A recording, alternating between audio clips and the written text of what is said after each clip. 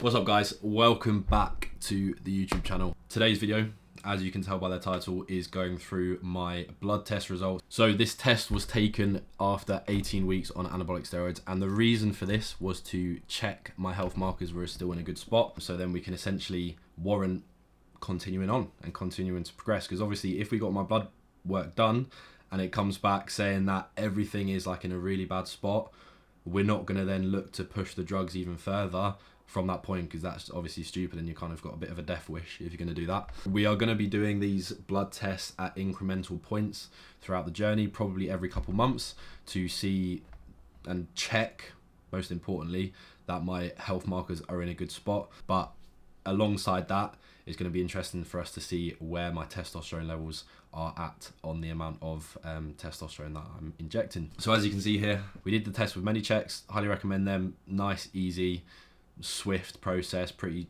smooth, and you get your results super quickly. And the way they are laid out is quite nice and quite easy to kind of compute.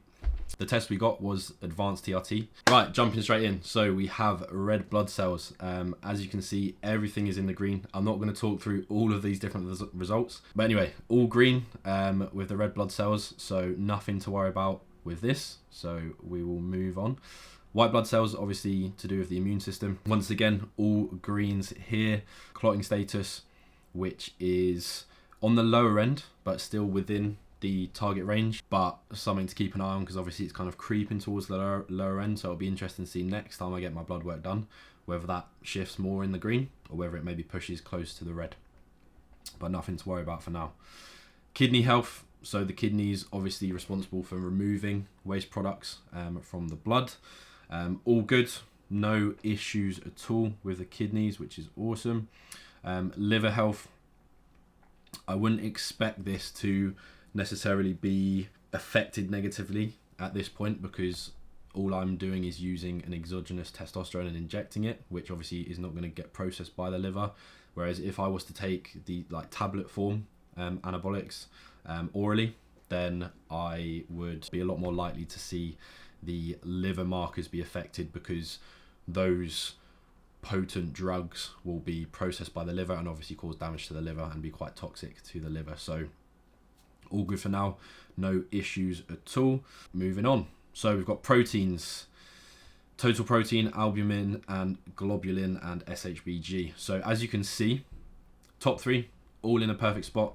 SHBG, as expected, which I'll go and explain why, is in the red. So SHBG is sex hormone binding globulin, which, as it says here, is a protein which transports the sex hormones, testosterone, estrogen, and DHT in the blood. So basically, SHBG is directly correlated to the amount of sex hormones you've got in your body, in your system. So obviously, because I'm injecting a supraphysiological amount of testosterone, so a larger amount than my body would produce naturally of testosterone, which is a sex hormone in men and in women actually, it is going to affect SHBG. And as it says here, what might a low result mean? So low levels of SHBG usually correlates with higher levels of free or unbound sex hormones. And if you skipped to the end, it can be also caused by the use of anabolic steroids. So very much expected to see SHBG on the lower end. Nothing to worry about. On to diabetes, all in the green. No worries here at all. Pretty much bang spot on in the middle actually. Moving on to cholesterol status, which interestingly has actually improved since my natural blood work was taken. So I believe it was either my HDL or my LDL. I think it was I'm not sure actually, either HDL or LDL, and one of the total cholesterols, I'm pretty sure, were both out of range very slightly. So it's interesting to see that all of them have now come back within range. And that is in no way, I don't want you guys to think in any way that is because I've started taking steroids that has brought my cholesterol status back in range. Because if anything, if it is going to have any sort of an effect on cholesterol status, it is going to have a negative effect taking anabolics. It's not going to have any sort of positive effect on that. Please do not take that away from this result. But what I can deduce from it is there have been a few dietary changes that I've made since getting my natural blood work done. The main thing being reducing the amount of eggs that I've consumed, which I did actually mention in my natural blood work video as potentially a reason why my cholesterol some of my cholesterol markers were out of range was because, and I remembered reading somewhere about obviously the cholesterol in egg yolks is very nutritionally dense, but it's high in cholesterol, so that can have a subsequent impact on your cholesterol status. Although not necessarily being negative, it can come up as negative in your cholesterol status. But don't quote me on that. That is just what I recall seeing somewhere, and this kind of potentially backs up that what I remember seeing was correct, because what I've really changed in my diet since getting the last if I can speak, getting the last blood work done was reduce the amount of eggs that I'm eating. So yeah, and now it's come back all in the green. So I'm gonna pin it down to that potentially. Muscle health in the red here. So creatine kinase is, as it says here, an enzyme which is necessary for muscle function, and it is very common as a gym goer, as a bodybuilder, to have a high level of creatine kinase, especially if you're in the midst of a training block, because as it says here, the level of creatine kinase in the blood is measured to assess muscle damage. So obviously if you have muscle that you've broken down, that is damaged and is currently being repaired, your creatine kinase levels will be significantly elevated and very likely above the reference range. And because I hadn't taken a couple of days off the gym before getting this blood test done, it is significantly elevated.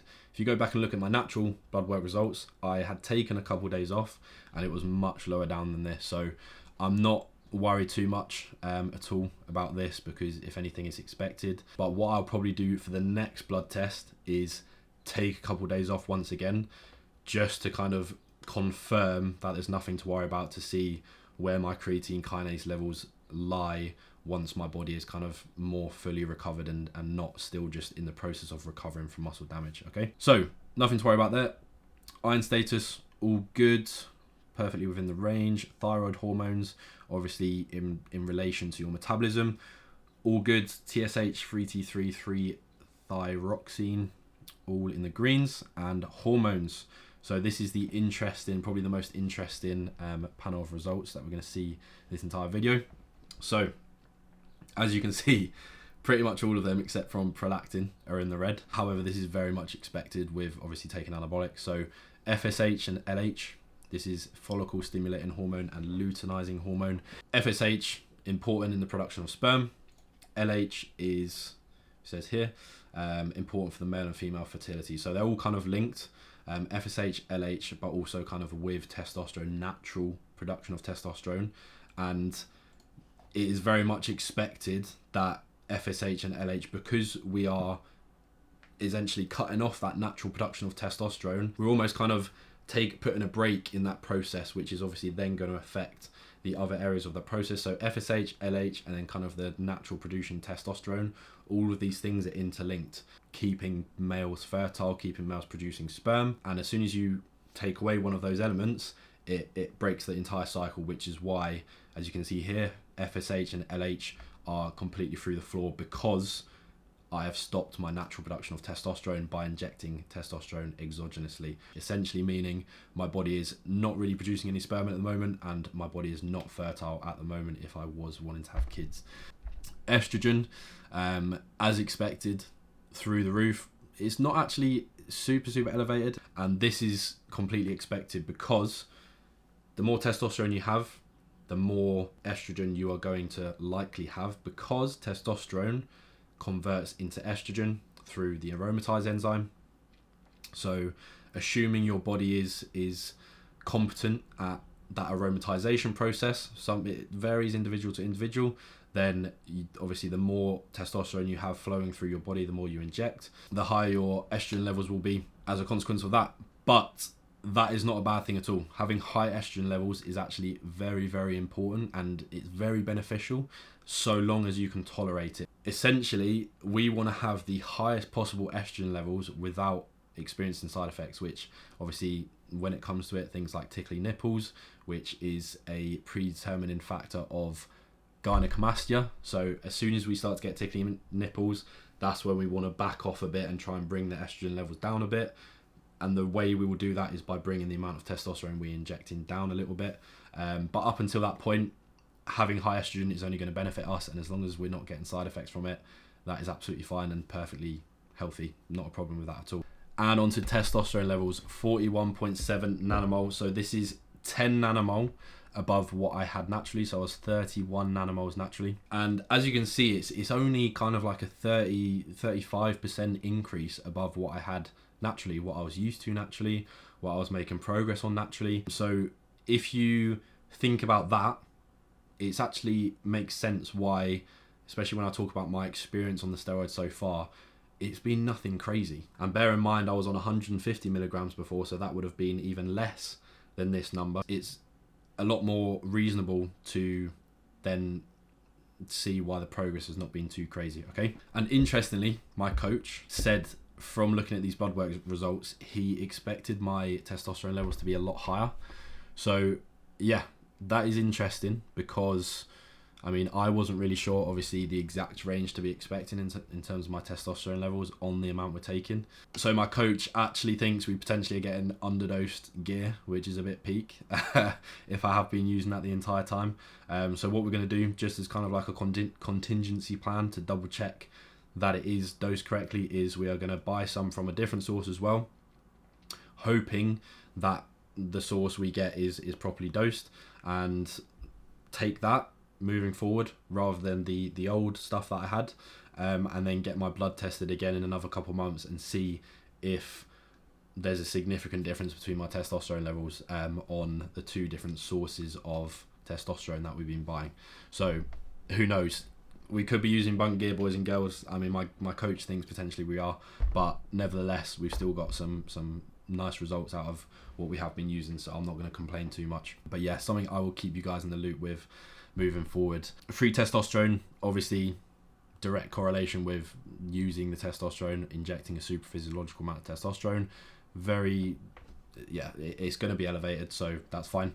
Prolactin is actually lower than what I had as a natural, and as you can see, the only one of the hormones that is within the green range. I'm not going to complain because it's within the green, so yeah, we're just going to move on.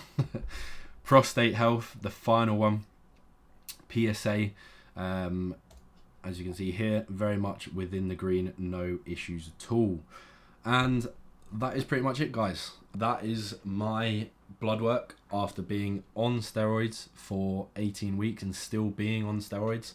I do realize a lot of you guys watching do not class what I'm on in terms of 200 milligrams of testosterone as a cycle, as being on steroids. But even if I wasn't working with my coach, from doing all of my own research, which I made sure I did before even considering taking anabolics, even with the guidance of an experienced coach, I made sure I knew everything that I'd be doing myself. I understood it, I had researched it, and aside from what my coach recommends, I also believe the approach that I'm taking is the most sensible, the safest, and the most conducive to a longer career within bodybuilding, and also kind of being healthy and fit moving on after bodybuilding. Because at the end of the day, like, we want to live beyond bodybuilding, am I right?